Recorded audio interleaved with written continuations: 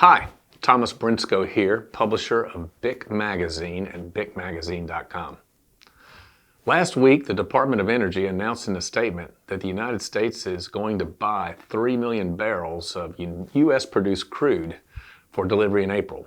This is going to replenish part of the Strategic Petroleum Reserve, or the SPR.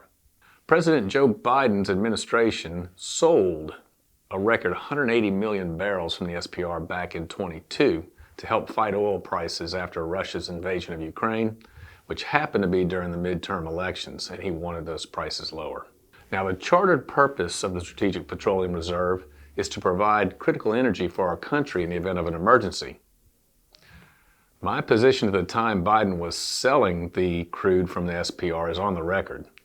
Oil prices of $95 a barrel did not and do not constitute an emergency, so it shouldn't have triggered a sale of this asset that is earmarked for emergency purposes.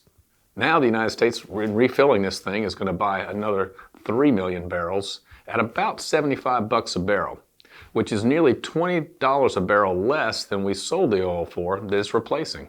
That sounds good, right? You buy low, sell high. The United States is going to make about $600 million by trading those 3 million barrels at a $20 per barrel arbitrage. But neither the Department of Energy statement nor the Reuters press release last week on the matter point out that Trump had proposed filling the SPR at only $24 a barrel a few years earlier.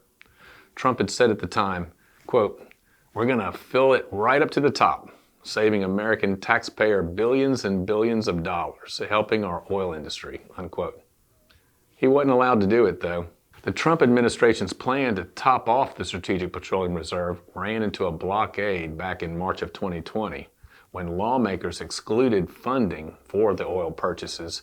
They excluded those fundings from a massive stimulus package, you'll remember. They approved $1.7 trillion in spending. Trump wanted to purchase 77 million barrels, which would have cost about $2.3 billion at the time. But the Democrats stripped out that money from the bill, refusing to fund what would have only been 0.1% of the spending. And that money would have bought our hard asset, real barrels of oil, not just throwing the stimulus into the air to see what might happen. Democrats crowed at the time about blocking the purchase of the oil to fill the SPR, calling it an oil industry bailout back then.